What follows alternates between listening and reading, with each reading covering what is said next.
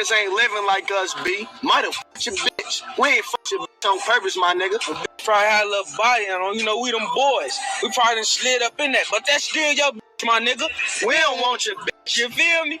You niggas ain't living like... On May 29, 2014, Chicago would see another victim become an addition. Reports state there was a party at 5722 South LaSalle Street, a two-story house divided into 3 apartments, situated a couple of blocks east of Interstate 94 and 3 miles straight west of the Museum of Science and Industry, where a 19-year-old Malcolm Stuckey worked. Malcolm Stuckey was scheduled to be present at the party, but before his arrival, there was already a certain type of energy in the party that reeked of potential gang rivalry. The mother, who was throwing the birthday party for her son, told officers that she was at work and returned home around 5:15 p.m. ready to begin cooking for the party.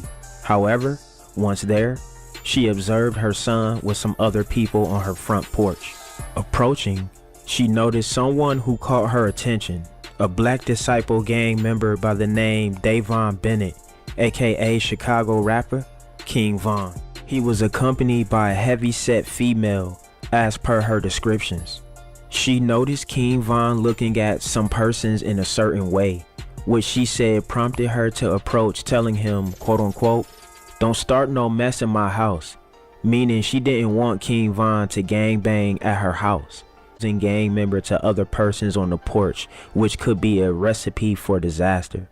But King Von responded in reassurance, telling her, quote-unquote, "I'm not on that." While she returned inside to cook, King Von would leave, but soon it would become apparent his decision wasn't one of peace, but one foreshadowing a tragedy upon his return.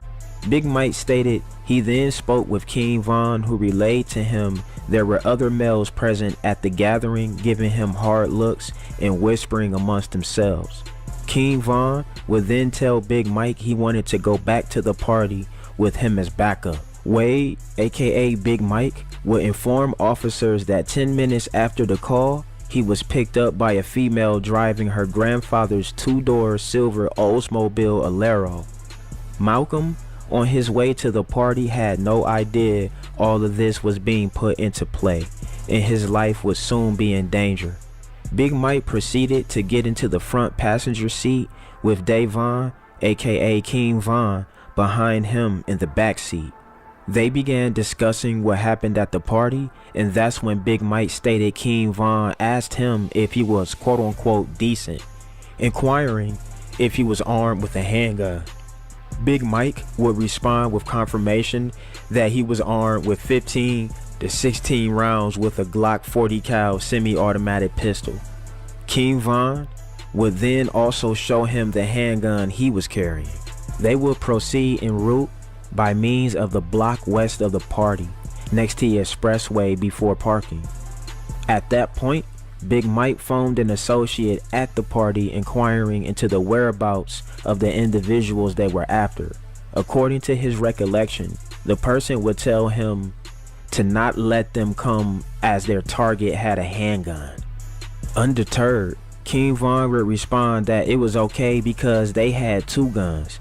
Big Mike would end the call, and both him and King Von exited the vehicle to carry out their plan. With King Von leading and Big Mike following, they made their way through a vacant lot towards LaSalle before cutting through a gangway. Their intent was on catching their rivals, so much so that reports state they weren't even concerned with concealing their faces. Somewhere during this time, King Von would call someone at the party, indicating to them that he was returning, but the person would tell him not to come because there were kids playing in the front. King Von would respond telling him he was coming and instructing him to take the kids inside. But by the time he went to warn everyone in front, it was too late.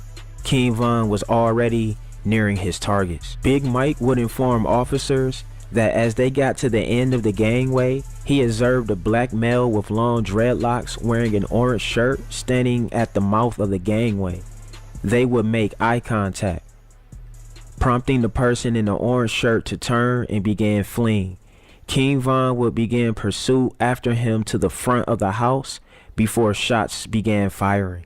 Malcolm Stuckey, who had just arrived at the party when Bennett, aka King Von, and Michael Wade, aka Big Mike, parked and made their way to the party, stepped outside to the sidewalk to smoke a cigar. He intended to go play basketball before returning to eat the food prepared. But the timing was unfortunately perfectly matched to when King Von chased his rival with dreadlocks to the front and began firing. The rival was firing back while running, and Big Mike stated that by the time he got to the front of the house, a victim, Malcolm Stuckey, was face down on the grass between the sidewalk and street, bleeding out. In the heat of the matter, there was no time to even worry about Malcolm Stuckey as bullets were still flying. Big Mike would observe King Von shooting at another guy while yelling, "Why you running?" Big Mike then joined in, brandishing his firearm and firing 15 to 16 rounds at one of the targets who was running north, hitting his target, causing them to stumble but not fall. Luckily for them, Big Mike's gun was empty, so he turned and ran back through the gangway from which they originally came. Following behind was King Von before running 2 houses over and firing 2 more shots into a vacant lot at one of their rivals laying in the lot. The victim in the car lot was bleeding from the mouth. He was shot in the face and suffered a broken jaw, while the other target suffered a leg shot. With the damage done, Big Mike and King Von made their escape in an awaiting vehicle, giving Big Mike the chance to also discard his firearm in Lake Michigan, as documented in his later statement to the cops. Malcolm Stuckey would succumb to his wounds at the crime scene, recorded to have occurred around 6:09 p.m. An autopsy revealed his death was due to multiple gunshot wounds. Documents show bullet trajectories entering his right ear, exiting his neck, and other shots entering his right upper thigh before fragmenting and partially exiting his right inner thigh. He was also wounded in his left upper inner thigh. The other 2 victims who were shot by King Von and Big Mike would survive the attack, but with the wounds of the near-death experience.